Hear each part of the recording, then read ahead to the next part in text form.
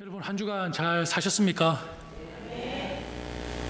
어떻게 사셨길래 그렇게 자신 있게 아멘이라고 대답을 하십니까? 여러분이 생각하는 잘 산다라는 의미가 무엇인지 참 궁금하네요. 왜 잘 사신다고 하셨는지. 여러분, 우리는 절대로 잘 살 수 없었던 자들이었다는 것을 여러분 알고 계십니까? 알고 계십니까? 예. 우리는 절대로 잘 살 수 없었던 자들이었습니다. 그런 존재였던 우리들에게 잘 살 수 있는 길이 열렸습니다.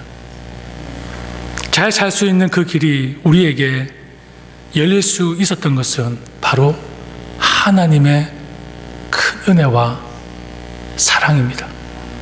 그 은혜와 사랑이 무엇입니까? 바로 예수 그리스도께서 십자가 보혈로 막힌 담을 허물어 주셨기 때문입니다.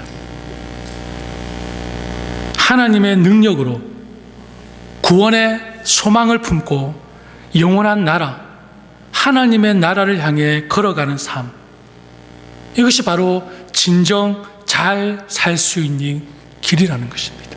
이 길이 저와 여러분에게 활짝 열렸습니다. 활짝 열렸습니다. 활짝 열렸습니다. 예, 잘 살 수 있는 길입니다. 이제 우리는 진정 잘 사는 것이 무엇인지 알기 때문에 어떻게 살아야겠습니까? 어떻게 살아야 되겠습니까? 잘 살아야죠. 잘 살아야 됩니다. 여러분, 서로에게 이렇게 인사를 했으면 좋겠습니다. 옆 사람 한번 보십시오. 그렇게 살지 마세요.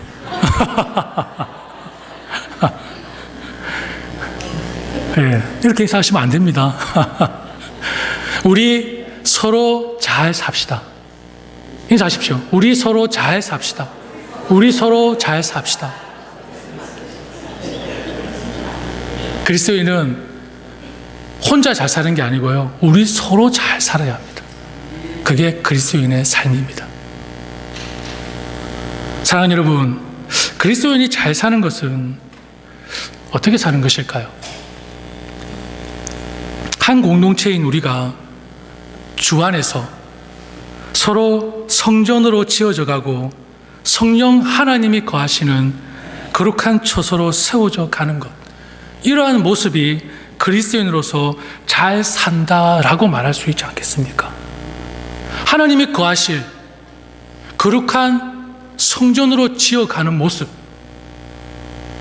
내가 세상 속에서 불을 거머쥐고 권력을 거머쥐고 뭔가 떵떵거리며 정말 세상 속에 자신 있게 사는 그 삶이 아니라 정말 내 안에 거하시는 성령 하나님께서 거룩한 처소로 내가 거룩하게 지어져 가는 그 모습이 그리스도인으로서 잘 살고 있다라고 우리가 얘기할 수 있지 않겠습니까? 저는 청년부를 지도하는 목사입니다. 용만나교회에서. 그래서 청년부를 조금 자랑하겠습니다. 괜찮으시죠? 예, 조금 거슬리시면은 예배 끝나고 저에게 말씀해 주십시오. 우리 예담나무 청년들 단체 카톡방이 있습니다.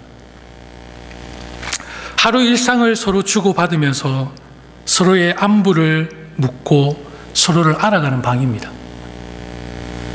일상 속에서 서로 살아가는 모습을 보여주고 나누면서 서로 서로에게 관심을 가지고 돌보고 격려하는 모습을 보고 있으면 제 자신이 어떨까요? 기분이 너무 좋습니다. 저는 이게 빨리 안 돼요. 이게 문자가 빨리 안 돼서요, 이렇게 한참 같이 동참하려고 보면 벌써 다른 얘기하고 있어요. 그래서 저는 눈으로 이렇게 보는 것만 우리가 집중해서 보고 있습니다. 그러나 우리 청년들 참 이게 빠르더라고요. 그래서 일상을 카톡방에서 얘기를 하고, 그리고 점심에 뭐 먹고 있는지 사진을 찍고 그 점심을 올리고, 이런 어떤 소소한 일상을 우리 청년들끼리 나누고 있습니다. 제가 카톡을 한번 쭉 훑어봤어요. 근데 이 카톡방이 시작된 지가 2017년 한 가을쯤에 시작되었더라고요. 지금까지 그 카톡방이 문을 닫지 않고 쭉 그것도 숫자가 점점 많아지고 있습니다. 처음에 2017년도 가을쯤에 한 6명이 시작한 카톡방이 지금은 18명인가 들어가 있습니다. 카톡방 안에. 얼마나 감사합니까? 그 카톡방을 쭉 훑어보니까 이런 얘기들이 있더라고요. 오늘 예배 몇 시에 드려요? 이런 얘기도 있어요. 그리고 내일 저 이사합니다. 특히 남자들 오셔서 좀 도와주세요. 우리 지휘자님께서 이사를 잘 하시는지 모르겠습니다. 그런 얘기도 있습니다. 그리고 언니 점심 뭐 먹어요? 여러분들 지금 뭐 하고 계세요? 그 어떤 청년은 이사를 하다가 몸살이 나서 지금 일도 쉬고 누워 있습니다. 그러면은 청년들이 무슨 답을 달까요? 건강해야지. 몸 조심해. 약 챙겨 먹어서 이렇게 돌보는, 서로 관심을 주는 대화들이 쭉 이어집니다. 그리고 요즘 청년들 중에 볼링을 좋아하는 청년들이 있습니다. 오늘 저와 함께 볼링 칠 사람 비 오는데 그러면 밑에 답을 답니다. 비 오는 데는 떡볶이가 최고지. 아니야. 비 오는 데는 라면이 최고야. 뭐 이런 답들이 등장을 합니다. 여러분, 그리고 그뿐만이 아닙니다. 우리가 일상 삶만 나누는 것도 아닙니다. 2017년도부터 매주 우리 청년들이 서로의 기도 제목들을 나눈 것들을 매주 올리고 있습니다. 그게 벌써 제가 볼 때는 책 한 권이 되는 것 같아요. 그렇게 서로의 기도 제목도 나누고 서로를 위해서 기도하는 그런 방입니다. 별것 아닌 것 같은 대화인 것 같지만 저는 우리 청년들이 서로 삶을 함께 나누며 서로 삶의 변화를 추구하는 모습을 우리 청년들 안에서 저는 이루어가고 있다고 저는 믿고 있습니다. 청년부를 지도하는 저는 한 사람으로서 한 바람이 있다면 청년들이 이런 만나서 커피를 한잔하거나 그리고 식사를 하거나 그리고 이 카톡방을 통해서 대화하거나 그리고 전화를 통화하거나 이런 만남 소중히 여겨 적극적으로 동참하고 계속적으로 이런 모습을 유지해가면 참 좋겠습니다. 저의 소소한 바람이라고 하면 바람일 수 있을 것 같습니다. 왜냐하면 서로를 책임질 수 있는 관계, 그리스도 안에서 서로를 책임질 수 있는 관계, 그것이 기쁜 일이든 슬픈 일이든 그것이 고통스러운 일이든 그것이 괴로운 일이든 그것이 즐거운 일이든 함께 할 수 있는 그리고 함께 기도해 줄 수 있는 그런 건강한 예담나무 청년부가 되기를 간절히 원하기 때문입니다. 그러나 이 바람은 꼭 청년뿐만 제가 바라는 것이 아니라 뉴욕 만나교회 모든 성도들이 그렇게 되기를 저는 간절히 바라고 있습니다. 이렇게 서로에 대한 책임을 가지고 연결하여 살아간다면 우리는 화평이신 예수 그리스도 안에서 성숙해지고 거룩한 공동체로 세워져 갈 수 있지 않겠습니까? 또한 이러한 모습을 통해 그리스도 안에서 우리 각자도 함께 세워져서 성령 하나님이 거하실 초소로 우리는 지어져 갈 수 있지 않겠습니까? 오늘 설교 제목이 Under Construction입니다. 죄송합니다. 우리 청년들이 제가 영어를 하면 참 싫어해요. 막 웃고 그러는데 저도 잘 알고 있습니다. 혹시 발음이 거슬리셨다면 용서해 주시기를 바랍니다. 그러나 이제부터 제 설교에 영어는 사용하지 않겠습니다. 오늘 제목이 말 그대로 공사 중입니다. 공사 중. 가끔 길을 가다 보면 이 공사 중이라는 글과 함께 협력해 주셔서 감사합니다. 그리고 불편을 끼쳐 죄송합니다라는 표시를 본 적이 여러분 있을 것입니다. 그런데 이런 공사 중이라는 표시가 가장 잘 어울리는 곳은 아마도 우리가 함께 세워가는 이 공동체가 아닐까 저는 생각합니다. 이 교회가 공사 중이라는 말이 가장 잘 어울리는 곳이 아닐까 저는 생각한다는 것입니다. 왜냐하면 지상의 교회들이 주님께서 다시 오시는 그날까지 건축되어져 가고 있기 때문에 바로 공사 중이라는 말을 사용하는 것이 적절하지 않나 저는 여겨집니다. 우리가 사는 이 땅에는 여러분 완전한 사람도 없습니다. 또한 완벽한 교회도 없습니다. 모두가 건축적인 교회요, 건축적인 사람들이라는 것입니다.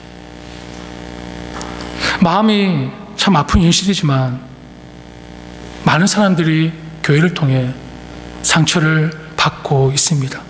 그래서 섬기던 교회를 떠나 더 좋고 아름다운 교회, 은혜와 감동을 주는 교회, 예수님의 사랑과 용서가 가득한 교회를 찾아다닙니다. 다행히도 이렇게 교회를 떠나서 다른 교회에 잘 정착하는 분들도 있습니다. 다행히도. 그러나 어느 교회를 가도 정착하지 못하고 떠들면서 아직까지 헤매고 있는 사람들이 없지 않아 있는 것도 사실입니다. 더 나아가서 다니는 교회마다 상처만 안고 아예 교회를 떠나는 경우도 들어 있습니다. 안타까운 현실이죠. 왜 이런 현상들이 일어날까요? 오늘 많은 성도들은 교회에 올 때 자기 나름대로의 교회관을 갖고 찾아옵니다. 자기가 생각하는 이상적인 교회관이 있습니다. 그래서 자기가 생각하는 이상적 교회의 모습과 맞지 않으면 비판하고 불평하며 교회를 떠나는 경우들이 들어 있습니다. 물론 자기 나름대로 이상적 교회관을 갖는 것이 잘못된 일은 아닙니다. 가질 수 있습니다. 그러나 자신의 이상적 교회를 절대적인 것으로 믿고 그것과 반대되는 것을 비판하는 것은 분명히 조심해야 할 것입니다. 왜냐하면 하나님의 교회라는 것이 우리의 이성으로 상상한 교회와 꼭 맞을 수가 없기 때문입니다. 인간이 갖고 있는 이성이 절대적이지 않다는 것입니다. 인간은 아담과 하와 이후 모두 죄인입니다. 모두 죄인입니다. 생각하고 행동하는 것이 선한 자들이 아니라 악한 자들입니다. 인간의 이성은 결국 악한 본성 가운데서 나오는 것이므로 온전하시고 선하시고 진실하신 하나님께서 세워가시는 바로 교회와는 분명히 차이가 있을 수 있다는 것입니다. 에베소서에서 사도 바울은 우리가 살아온 삶이나 가치관, 이성 등으로 하나님의 교회를 평가하지 말라고 말하고 있습니다. 아니 오히려 하나님의 교회가 내가 생각하는 교회와는 왜 다른지를 배우라고 말씀하고 있습니다. 내 이성으로 교회를 판단하지 말고 왜 내가 생각하는 교회와 하나님의 교회가 다른지를 배우라고 오히려 우리에게 교훈하고 있습니다. 이 세상에서 정말 조심스럽고 떨리는 마음으로 접근해야 하는 것이 있다면 그것은 저는 교회에 대한 이해 문제라고 생각합니다. 우리가 교회를 이해하기 위해서는 어떤 마음이 있어야 됩니까? 경외함, 조심스러움, 이러한 것을 갖고 대해야 한다는 것입니다. 그렇지 않으면 여러분, 이 교회의 고결함을, 이 교회의 순결함을, 이 교회의 정결함을 우리의 이성과 생각으로 손상시킬 수 있는 위험이 있기 때문입니다. 여러분, 교회는 고결한 것입니다. 교회는 정결한 것입니다. 교회를 다할 때에 정말 경외함으로 조심스러운 마음으로 우리는 교회를 접근해야 하고 대해야 합니다. 왜냐하면 우리의 절대적이지 않은 이성과 생각으로 교회의 그 고결함을 손상시킬 수 있기 때문이라는 것입니다. 우리가 잘 알고 있듯이 교회는 눈에 보이는 교회가 있고 눈에 보이지 않는 교회가 있습니다. 보이는 교회는 지금 우리가 앉아있는 이 교회, 지상교회, 즉 지역에 있는 교회를 말합니다. 그럼 이 교회는 어떻습니까? 완전합니까? 불완전합니다. 아직 완성된 것이 아닙니다. 그리고 보이지 않는 교회는 어떤 교회입니까? 눈에 보이지 않는 교회는 영적인 교회, 완전한 교회입니다. 이 땅에 우리 눈에 보이는 교회는 여러분 완전한 교회가 아닙니다. 여러분, 천사들만 모여서 정말 예배하는 곳이라면 얼마나 좋겠습니까? 전부 다 하얀 날개를 활짝 펴면서 천사들만 여기 모여서 예배한다면 얼마나 좋겠어요. 더할 나위 없이 좋겠죠. 그러나 여러분, 우리는 어떤 존재들입니까? 죄인입니다. 죄인들이 모여 예배하고 있습니다. 끊임없이 죄와 싸우고 새로운 힘을 받아 하루하루 살아가는 사람들이 모여서 예배하는 곳이 바로 이곳입니다. 하루하루 살아갈 힘이 필요합니다. 하루하루 견뎌나갈 하나님의 능력이 필요한 죄인들이 이곳에 바로 모여 있다는 것입니다. 인정하십니까? 따라서 지상의 교회는 연약합니다. 부족합니다. 그렇기 때문에 내가 생각하는 이상적인 교회가 맞지 않는다고 쉽게 비판하거나 평가해서는 안 된다는 것입니다. 여러분이 생각하는 이상적인 교회는 여러분 어떤 교회입니까? 여러분이 생각하는 이상적인 교회는 어떤 교회입니까? 여러분, 이런 교회는 어떻습니까? 예수 그리스도 안에서 성도들 사이에 막힌 것이 없이 평안이 넘치는 교회. 여러분이 생각하는 이상적인 교회가 좀 맞습니까? 성도들끼리 막힌 거 없이 정말 평안이 넘치는 그런 교회. 그런 교회가 참 좋은 교회라고 저는 생각합니다. 그런데 그런 교회를 찾기가 쉽지가 않습니다.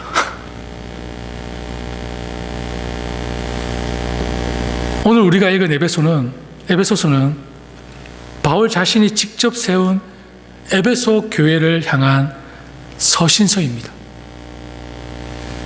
에베소 교회는 위치적으로 그리고 문화적으로 정말 중심지에 위치해 있던 참 좋은 교회였습니다. 또한 사도 바울과 같은 훌륭한 지도자가 있던 교회였습니다. 오늘날로 말하면 좋은 입지 조건을 갖고 있으며 최고의 학문을 배운 실력 있는 목회자가 있는 그런 교회였다는 것입니다. 그러나 에베소서를 끝까지 읽다 보면 에베소 교회가 우리가 생각하는 것처럼 완전한 교회가 아닌 것을 알 수 있습니다. 오히려 우리들에게 실망을 주는 부분이 참 많습니다. 오늘 본문은 아니지만 에베소서 4장 25절에서 29절을 보시면 에베소 교회에는 어떤 사람들이 있었냐? 이웃에게 거짓되게 하는 사람들이 있었습니다. 거짓말하는 사람들. 내 형제, 내 자매들에게, 이웃들에게 거짓말하는 사람들이 있었습니다. 그리고 죄를 짓기까지 화를 내는 사람, 혈기가 가득한 사람도 있었습니다. 그리고 해가 지도록 노여움을 풀지 않고 노여움을 품고 있는 사람. 제가 잘 안 되더라고요, 이거는요. 해가 지기 전에 노를 풀어야 되는데 그게 참 잘 안 되더라고요. 어쨌든 에베소 교회에 이런 사람들이 있었습니다. 그리고 사단에게 틈을 주는 사람, 나를 공격해, 나의 틈을 보여줘요. 그리고 도둑질을 하는 사람, 그리고 나쁘고 악한 말을 하는 사람.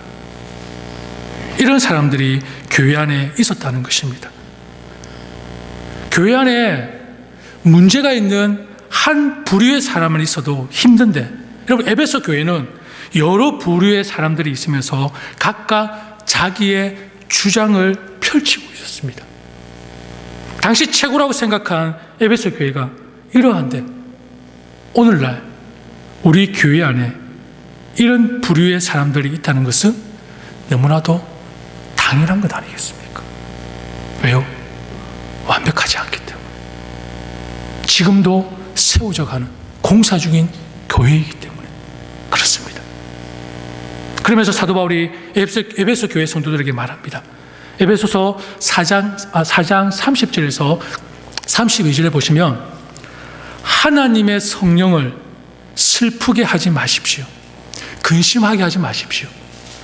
이렇게 하나님의 성령을 슬프게 하는 모든 악한 것들을 버리십시오. 시기를 내거나 노여움을 품거나 악한 말을 하거나 도둑질하거나 이런 모든 것들을 버리라고 말씀하고 있습니다. 그리고 그 다음 중요합니다. 서로 친절히 대하여 불쌍히 여기며 하나님께서 그리스도 안에서 여러분을 용서하신 것과 같이 어떻게 하라고요? 서로 용서하십시오 라고 사도 바울이 권면하고 있습니다. 여러분, 어느 교회를 가도 분명히 문제가 있고 아픔이 있고 상처가 있습니다. 그러나 건강한 교회와 건강하지 못한 교회의 차이가 무엇인지 아십니까? 바로 그 문제를 대하는 태도입니다. 그 상처를 대하는 자세라는 것입니다. 건강한 교회와 건강하지 않은 교회, 그리고 여러분 또한 건강한 가정과 건강하지 않은 가정의 차이도 마찬가지입니다. 문제를 대하는 태도, 어려움을 대하는 태도, 그 상처를 대하는 태도에 따라서 그것이 건강하냐 건강하지 못하냐 나눠진다는 것입니다. 여러분, 피하라는 것이 아닙니다. 덮어두라는 것이 아닙니다. 직면해야 합니다. 맞닥뜨려야 합니다. 그렇다고 직면하라고 그 문제를 놓고 서로 싸우라는 것이 아닙니다. 상처 속에 갇혀서 절망하고 낙담하는 것이 아닙니다.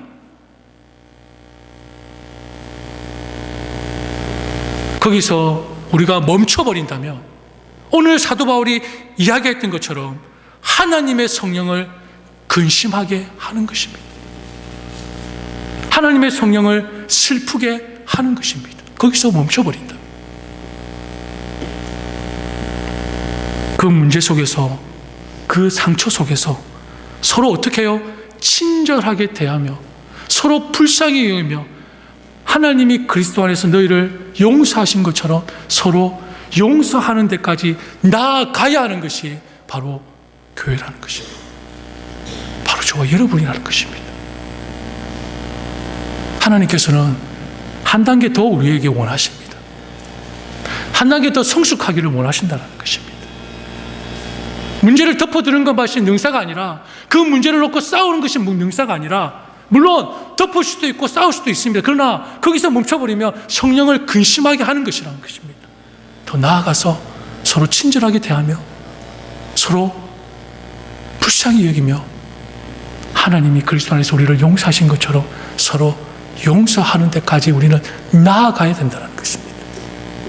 이것이 바로 그리스도인의 삶이라는 것입니다. 왜 우리가 그렇게까지 해야 합니까? 쉽지 않지 않습니까? 나에게 무슨 덕이 있다고 그냥 문제를 덮어두고 모른 체 하면 되지 않습니까? 내가 좀 회개했으면 그 문제를 덜쳐 싸우면 되지 않습니까? 그런데 왜 하나님께서 우리에게 요구하신 서로 친절하게 또 불쌍히 여기며 서로 용서하기까지 우리 나아가야 합니까? 왜 우리가 그런 모습을 보여야 합니까? 오늘 본문 14절에서 분명히 말씀하고 있습니다. 뭐라고 말씀하십니까? 그는 우리의 화평이신지라 둘로 하나를 만드사 원수된 것 곧 중간에 막힌 담을 자기의 육체로 허셨기 때문이라는 것입니다.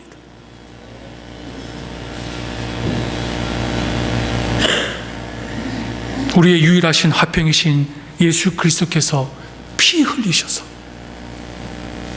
유대 사람과 이방 사람 사이를 가르는 담을 허무셨기 때문이라는 것입니다. 자기 몸을 허무셔서 원수된 관계를 없애시고 하나로 화평케 하셨기 때문에 우리는 하나님께서 요구하시는 그 모습대로 나아가야 된다는 것입니다. 그렇기 때문에 하나님은 우리 모두가, 우리 서로가 가족과 같이 지내기를 요구하고 있다는 것입니다. 예수 그리스도 안에서 형제로, 자매로 바로 한 가족처럼 지내기를 원하신다는 것입니다. 또 나아가서 여러분, 이런 관계를 통해 우리는 또한 무엇을 경험해야 됩니까? 은혜로운 예배를 경험해야 합니다. 은혜로운 예배를 경험해야 합니다. 믿음의 성숙과 믿음의 성장이 우리에게 나타나야 하는 것입니다. 이런 관계를 맺지 않고 우리에게 어떤 은혜가 임하겠습니까? 어떤 믿음의 성숙이 우리에게 나타나겠습니까? 인내와 연단 속에서 구원의 소망을 잃지 않고 끝까지 구원을 이루어 가기를 바로 하나님께서 우리에게 원하신다라는 것입니다. 막힌 담을 허물어 주셨습니다. 하나님이 하실 일은 완벽하게 우리에게 다 이루어 주셨습니다. 우리는 그 길을 가면 되는 것입니다. 그런데 그 길도 가지 못해서 중간에 넘어지고 쓰러지고 좌절하고 실망하고 낙담하고 비평하고 비판하고 욕하고 다투고 싸우고 얼마나 연약합니까? 얼마나 부족합니까? 그뿐입니까? 온전히 하나님 앞에 순종하라고 말씀하셨는데도 세상을 향해 계속 갑니다. 세상에 무엇이 그렇게 좋아서? 여러분, 한 사람 한 사람 여러분 너무나 귀한 존재들입니다. 하나님의 나라의 가족이며 교회를 이루어가는 너무나 소중한 자들이라는 것입니다. 때문에 우리는 서로 친절하게 용서하며 하나님의 몸된 교회를 세워가야 될 줄을 믿습니다. 여러분, 교회는 말씀드렸지 않습니까? 완벽하지 않습니다. 치료하는 병원과 같은 곳입니다. 그리고 사랑을 나누는 가정과 같은 곳이 바로 교회입니다. 치료하는 병원과 같고 사랑을 나누는 가정과 같은 곳이 바로 교회라는 것입니다. 서로를 치료하고 세워주며 돌보며 교회를 만들어 가야 하는 것입니다. 그래서 교회는 공사 중이라는 말이 참 잘 어울리는 것 같습니다. 공사 중입니다. 그러면서 옆에 무슨 팻말이 있어야 되죠? 불편을 끼쳐드려 죄송합니다. 그리고 옆에 협력해 주셔서 감사합니다. 여러분, 세상의 팻말도 이렇게 친절하게 얘기하고 있어요. 그럼 우리 교회 안에서도 공사주인 것을 인정하고 불편을 끼쳐드려 죄송합니다. 협력해 주셔서 감사합니다. 여러분, 이런 게 교회 아닙니까? 불편을 끼쳐드리면 어떻게 합니까? 그냥 발로 차버립니다. 협력해 주려고 하면 괜찮습니다. 저 혼자 알겠습니다. 이거는 교회가 아니지 않습니까, 여러분?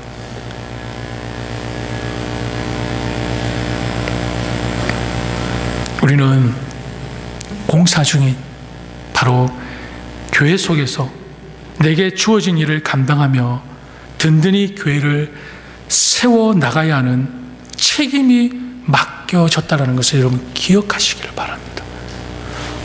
아무도 불필요한 존재는 없습니다. 다 여러분 한 사람 한 사람에게 이 교회를 세워가는데 다 책임이 맡겨져 있다는 것을 기억하십시오. 여러분 한 사람이 무너지면 교회 건물에 하나의 벽돌이 빠진 것과 똑같습니다. 여러분 한 사람이 무너지면 교회에 뭔가 하나의 하자가 생긴 거랑 똑같다라는 것입니다. 우리 모두가 다 연결되어져서 하나님의 교회를 세워가는 다 필요하고 소중한 존재라는 것입니다.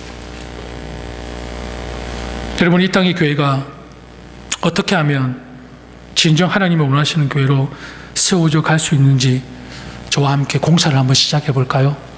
자, 이제 공사 한번 해봅시다. 어떻게 하면 이 교회가, 이 지상의 교회가 정말 하나님께서 기뻐하시고 원하시는 교회로 세워져 갈 수 있겠습니까? 제일 먼저 공사 어떻게 해야 됩니까? 제일 먼저 공사의 가장 중요한 것이 무엇입니까? 예? 기초를 쌓는 거죠. 기초를 쌓아야 합니다. 여러분, 이 10절 말씀에 뭐라고 기록되어 있습니까? 이 10절 말씀 우리 같이 읽어볼까요? 시작. 너희는 사도들과 선지자의 터 위에 세우심을 입은 자라. 그리스도 예수께서 친히 모퉁이 돌이 되셨느니라. 아멘. 이 땅에 교회를 아름답게 세우기 위해서는 무엇보다 가장 중요하고 가장 기초가 되는 주님과의 관계를 바로 맺어야 합니다. 예, 설교 시간 10분 남았다고 저에게 사인을 주시고 계시네요. 예. 예. 무엇보다도 이 지상의 교회를 아름답게 세워나가기 위해서는 가장 중요하고 가장 기초가 되는 주님과의 관계를 바로 맺는 것입니다. 여러분, 이 관계가 바로 되지 않으면 제가 장담할게요. 100% 그 교회는 부실국사입니다. 100%. 100%. 아니 120%. 주님과의 관계가 바로 세워지지 않으면 그 교회는 100% 부실국사입니다. 예수 그리스도는 교회의 모퉁이 돌이 되신다고 말씀하십니다. 모퉁이 돌이 무엇입니까? 건물의 벽과 벽이 만나는 곳, 벽과 벽을 연결하는 기초석이 바로 모퉁이 돌입니다. 예수님께서 모퉁이 돌이 되신다는 것은 예수 그리스도는 교회의 기초일 뿐만 아니라 교회의 주인이시라는 것입니다. 옛날에 고대 건축가들은 교회에 건물을 지으면 모퉁이 돌에 자기의 이름을 새깁니다. 내 것이라는 소유를 드러내는 것이죠. 그것처럼 바로 예수님께서 우리 교회의 모퉁이들이 되신 것은 우리 교회의 기초가 될 뿐 아니라 교회의 주인은 누구라고요? 바로 예수 그리스도. 그분이 우리 교회의 주인이라는 것입니다. 예수 그리스도의 소유라는 말씀입니다. 자, 여러분, 그러면 지금부터 분명히 기억하십시오. 분명히 우리가 기억해야 할 사실은 그리스도께서는 다른 사람을 시키지 않고 친히 자신이 직접 교회의 모퉁이 돌이 되셨다는 것입니다. 예수 그리스도께서 다른 사람을 시키지 않고 친히 교회의 기초가 되시고 친히 교회의 모퉁이 돌이 되셨다라고 말씀하고 있는 것입니다. 교회의 기초를 다른 사람에게 맡기신 적이 없습니다. 없습니다. 친히 교회의 기초가 되셨고 친히 교회를 세우셨습니다. 누가요? 우리 주님께서, 예수 그리스도께서. 무슨 말씀입니까? 이 땅의 교회가 진정한 교회로 세워져 가기 위해서는 언제나 예수 그리스도가 우리 교회의 기초가 되시고 예수 그리스도가 우리 교회의 온전한 주인이 되셔야 한다라는 것입니다. 교회가 하나님이 원하시는 모습대로 세워져 가기 위해서는 예수님이 이 교회의 기초가 되시고 이 교회의 온전한 주인이 되셔야 하는 것입니다. 어떤 사람이 이 교회의 중심이 된다든지 다른 그 어떤 것이 이 교회의 기초가 된다면 그 교회는 더 이상 하나님이 원하시는 교회로서 세워져 갈 수가 없다라는 것을 기억하시기를 바랍니다. 다른 사람이 중심이 될 수가 없습니다. 그 어떤 다른 것이 기초가 될 수가 없다라는 것입니다. 오직 유일하신 주님만이 이 교회의 기초이시며 그리고 이 교회의 주인이시라는 것입니다. 여러분, 그렇다면 오늘날의 교회들을 한번 보십시오. 안타깝지 않습니까? 부정과 부패와 비리와 상함과 상처와 나누심과, 어떤 분이 저한테 제가 속해 있는 대한예수교 장로회 합동측, 한국의 합동측 교단이 몇 개가 되는지 저에게 한번 좀 알아봐달라고 하시더라고요. 그럼 제가 알아보다가 포기했습니다. 합동측 안에서요, 교단이 몇백 개가 있어요. 얼마나 많은지 모릅니다. 여러분, 이 교단이 처음에부터 이렇게 나눠졌을까요? 아니지 않을까요? 쪼개지고 나눠지고, 다투고 나눠지고, 싸우고 갈라지고, 이러다 보니까는 교단이 합동측만 이런데 모든 교단을 통합한다면 아마 기하급수적으로 막 그 교단 엄청날 것입니다. 여러분, 왜 그렇습니까? 예수 그리스도가 온전히 주인 되지 못하고 예수 그리스도가 기초가 되지 못하기 때문에 안타까운 현실이 우리에게 드러나고 있는 것입니다. 사랑하는 여러분, 우리는 우리의 화평이 되시고 모퉁이 돌 대신 주님과 바른 관계를 맺어가도록 힘을 다해야 할 것입니다. 그리고 화평의 주, 모퉁이 돌 대신 주님을 온전히 믿고 순종하는 삶을 살아야 할 것입니다. 그리고 17절 말씀 함께 읽겠습니다. 우리 17절입니다. 시작. 또 오셔서 먼 데 있는 너희에게 평안을 전하시고 가까운 데 있는 자들에게 평안을 전하셨으니. 아멘. 예. 여러분, 교회를 아름답게 세우기 위해서는 어떻게 합니까? 평안을 전해야 합니다.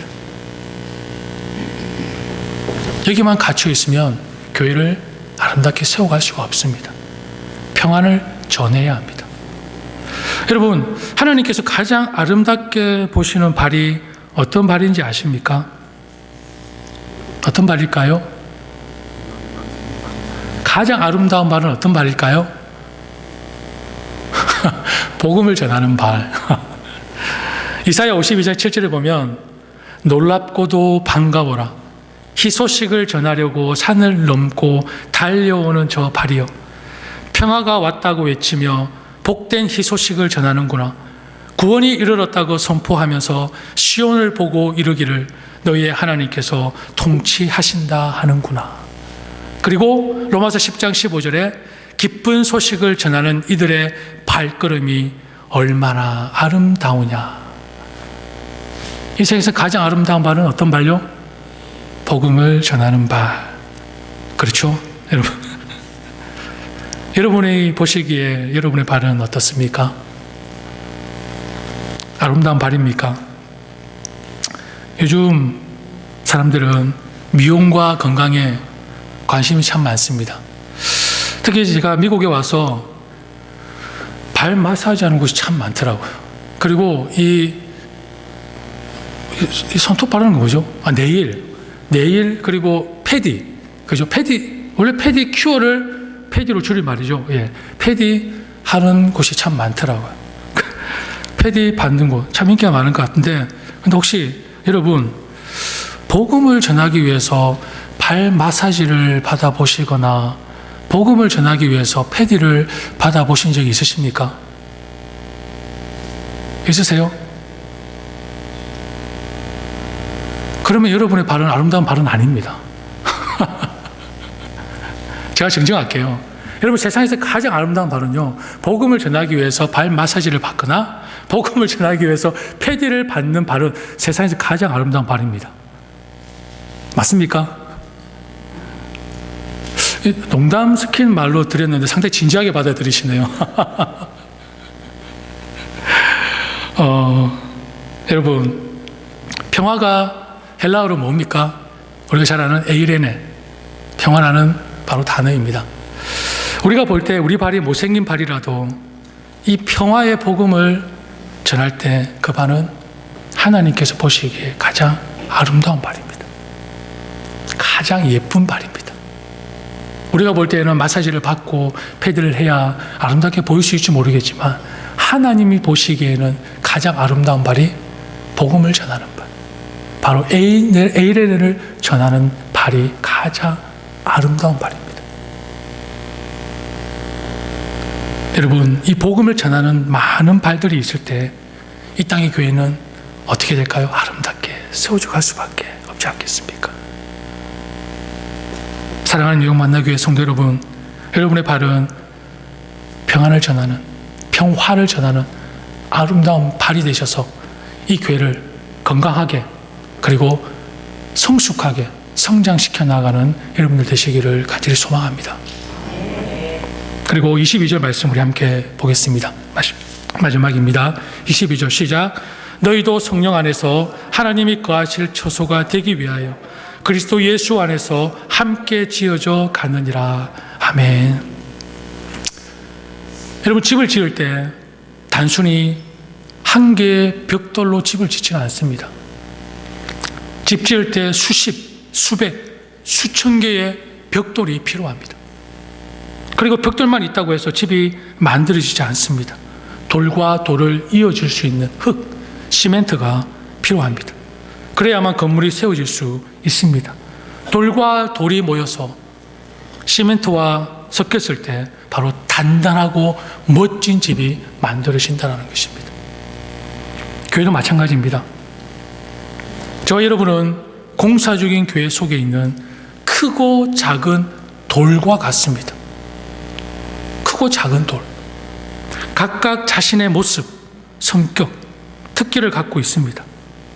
서로가 자신의 것이 좋은 것, 옳은 것만으로 주장한다면 건강하게, 단단하게 교회를 지을 수 없습니다. 돌을 쌓을 때 돌 전체를 사용할 때도 있지만 필요에 의해서 그 돌을 깎을 필요도 있습니다. 정으로 돌을 깎을 필요가 있다는 것입니다. 우리가 공사 중인 교회 역시 마찬가지입니다.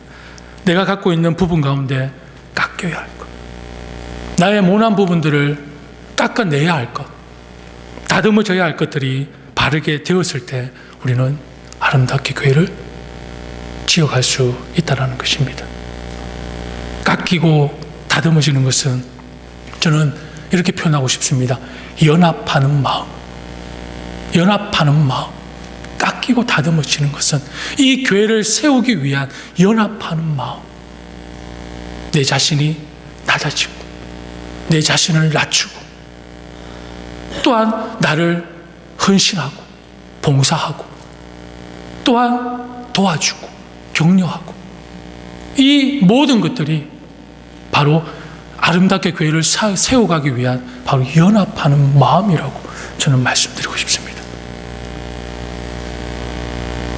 공사 중인 교회에서 이런 연합이 없다면 교회는 튼튼하게 지어질 수가 없습니다. 그래서 여러분 한 사람 한 사람의 역할이 중요하고 여러분 서로가 바로 서로를 향한 책임을 갖고 있어야 된다는 것입니다. 하나님께서 우리에게 다 부여하셨습니다. 우리가 만들어 가야 할 교회는 여러분 바로 우리가 만들어 가야 할 교회도 마찬가지입니다. 성도들 사이에 연합하는 마음이 무엇보다도 필요합니다. 우리가 보기에 부족해 보여도 모두가 교회에 필요한 일꾼들이며 바로 존재들입니다. 우리 주님은 바로 우리가 연합하여 주님의 몸된 교회를 세워가기를 원하신다는 것입니다. 성도는 하나님 나라의 가족입니다.